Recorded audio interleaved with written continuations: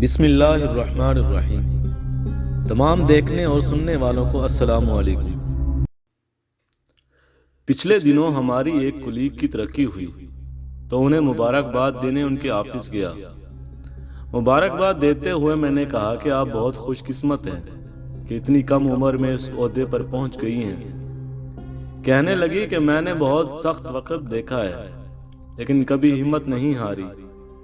یہ اللہ کا خاص کرم ہے کہ مسلسل محنت اور ہمت نہ ہارنے سے ہی سب کچھ ملا ہے۔ میں بی ایس سی میں تھی کہ والدہ کا انتقال ہو گیا۔ والد صاحب نے دوسری شادی کر لی۔ چند ہفتے بعد سب ٹھیک چلا مگر پھر سوتیلی ماں نے اپنا سوتیلا پن دکھانا شروع کیا۔ ہم صرف 2 بہن بھائی تھے۔ بھائی مجھ سے بڑا تھا جسے والد صاحب نے پاکستان سے باہر پڑھنے کے لیے بھجوا دیا۔ سوتیلی ماں گھر کے سارے کام مجھ سے کرواتی تھی۔ والد صاحب کو یہ کہہ کر مطمئن کر دیتی کہ اسے گھر داری سکھا رہی ہوں، ورنہ اگلے گھر جا کر یہی گلہ آئے گا کہ سوتیلی تھی اس لیے کچھ نہیں سکھایا۔ صبح جلدی اٹھ کر سب کے لیے ناشتہ بناتی تھی اور گھر کی صفائی کر کے یونیورسٹی جاتی تھی۔ پھر یونیورسٹی سے واپس آتے ہی سب کے لیے کھانا بنانا، برتن دھونا، کپڑے دھونا وغیرہ سب کچھ کرتے رات کے 10-11 بج جاتے تھے۔ یہ روز کا معمول تھا۔ ہمارے والد صاحب کا اچھا بزنس تھا مگر سوتیلی ماں کے کہنے پر اب مجھے جیب خرچ بھی بہت کم ملتا تھا۔ اتنا کم کہ میں نے والد صاحب سے کہنا ہی چھوڑ دیا۔ محلے کے بچوں کو شام کو ٹیوشن پڑھانا شروع کی تاکہ اپنا جیب خرچ بنا سکوں، جس سے گھر کے مزید رات کو ایک دیر سے ختم ہوتے تھے۔ لیکن اس کو نقصان یہ ہوا کہ یونیورسٹی کی سیمیسٹر کی فیس کی باری آئی تو سوتیلی ماں نے والد صاحب کو کہہ دیا کہ اب یہ خود اتنا کماتی ہے، اپنی فیس خود دے سکتی ہے، جس کے بعد مجھے مزید زیادہ محنت کرنی پڑی تاکہ اپنی فیس بھی خود جمع کر سکوں۔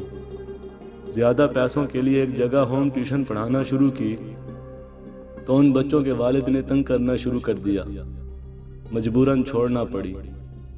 بہنوں کو بھائی کا بڑا سہارا ہوتا ہے لیکن بھائی اپنی عیاشوں میں مصروف تھا۔ میں جتنی بھی کوشش کرتی تھی مگر وہ میری بات اول تو سنتا ہی نہیں تھا، کبھی سن بھی لیتا تھا تو ایک ہی بات ہوتی تھی کہ تم عورتوں کی لڑائیاں کبھی ختم نہیں ہوں گی۔ والد صاحب کا سہارا تھا تو وہ سوتیلی ماں نے چھین لیا تھا۔ میری ڈگری ہوتے ہی سوتیلی ماں نے اپنے کسی رشتہ دار کے ساتھ میرے رشتے کے لیے والد صاحب کے کان بھرنے شروع کیے۔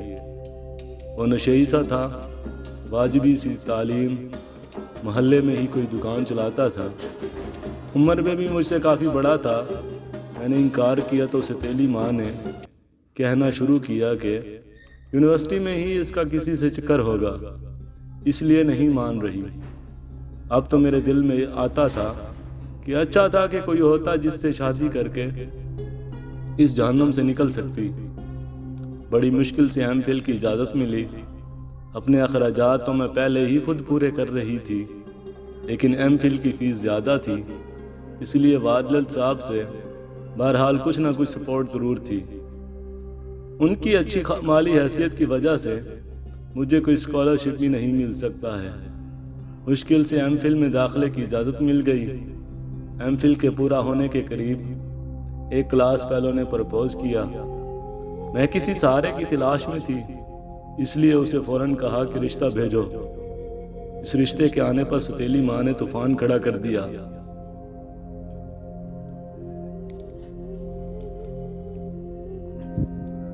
وہ الزام لگائے کہ خدا کی پناہ، لیکن میں ڈٹی رہی۔ کلاس میں وہ لڑکا کافی اچھا تھا، شکل و صورت اور اخلاق بھی مناسب تھا۔ والد صاحب نے لڑکے کا گھر بار نہ دیکھا، بس ایسے ہی ناراض ہو کر ہاں کر دی اور کہہ دیا کہ شادی کر کے جاؤ اور واپس کبھی اس گھر میں نہ آنا۔ شادی بغیر کسی جہیز کے سادگی سے ہوئی۔ جہیز نہ لانے کی وجہ سے لڑکے کی ماں اور بہنوں نے چند دنوں میں ہی تانے شروع کر دیے۔ میں ایک جہنم سے نکل کر دوسرے میں آ گئی تھی۔ شادی سے قبل اس نے کوئی وعدے تو نہیں کیے تھے مگر مجھے اتنا تھا کہ وہ مجھے پیار اور عزت دے گا، وہ بھی نہ ملے۔ کچھ دنوں بعد تانوں سے جسمانی اذیت تک پہنچ گئی۔ میں نے جاب کی بات کی تو فوراً سے مان گئے۔ اچھی جاب مل جانے سے گھر میں کچھ دن سب اچھا رہا، لیکن کچھ مہینوں بعد پھر سے وہی حالات۔ شاید انہیں اس بات نے شعر بنا دیا تھا کہ اس کا آگے پیچھے تو کوئی ہے نہیں۔ باپ سوتیلی ماں کا ہو چکا تھا اور گھر آنے سے منع کر چکا تھا۔ بھائی نے باہر ہی کسی میم سے شادی کر لی تھی اور اسے بہن کا کچھ یاد ہی نہیں تھا۔ جن لڑکیوں کا میکا نہ ہو وہ کٹی پتنگ کی مانند ہوتی ہیں۔ مجھے تنخواہ ملتے ہی شوہر ساری لے لیتا تھا۔ گھر میں ساس کی مرضی چلتی تھی۔ مجھے جاب سے واپس آ کر گھر کے سارے کام بھی کرنے ہوتے تھے۔ اس کے باوجود بھی تانے اور مار کٹائی ہاتھ آتی تھی۔ ہر ماں اتنا کما کے دیتی تھی، پھر بھی جہیز نہ لانے کے تانے ختم نہیں ہوتے تھے۔ باپ اور بھائی سے تحفظ نہ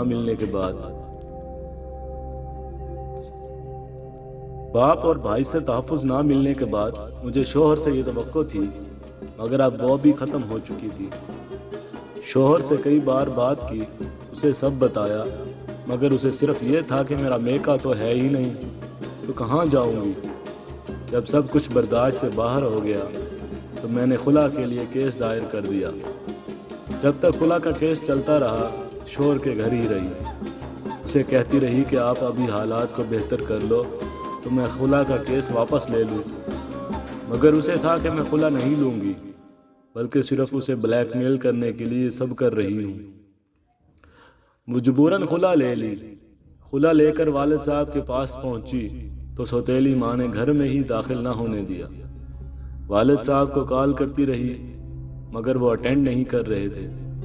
وہیں دروازے پر ان کا انتظار کیا، مگر جب وہ آئے تو میری بات سنے بغیر ہی اندر چلے گئے اور دروازہ بند کر لیا۔ بھائی سے بھی بات کی، انہیں سب بتایا، مگر ان کا کہنا تھا کہ اپنے مسئلے خود حل کرو۔ وہاں سے گرلز ہاسٹل میں آ گئی۔ جاب کی وجہ سے پیسے کا مسئلہ نہیں تھا، اس لیے 1-2 سال میں ہاسٹل میں ہی رہی۔ مرد ذات سے نفرت سی ہو گئی تھی۔ میرے ایک کولیگ کو کسی طرح میرے حالات کا پتہ چلا، جس کی پہلی بیوی فوت ہو گئی تھی۔ اس کے 2 چھوٹے چھوٹے بچے تھے۔ اس نے ایک بزرگ کی مدد سے مجھ سے رشتے کی بات کی۔ اس کی کافی کوشش کے بعد میں نکاح پر راضی ہو گئی۔ اب مجھے قدرت نے وہیں لا کھڑا کیا تھا جہاں کچھ عرصہ قبل میں اور میری سوتیلی ماں تھی۔ دونوں بچے سہمے ہوئے تھے، لڑکا بڑا تھا اور لڑکی چھوٹی۔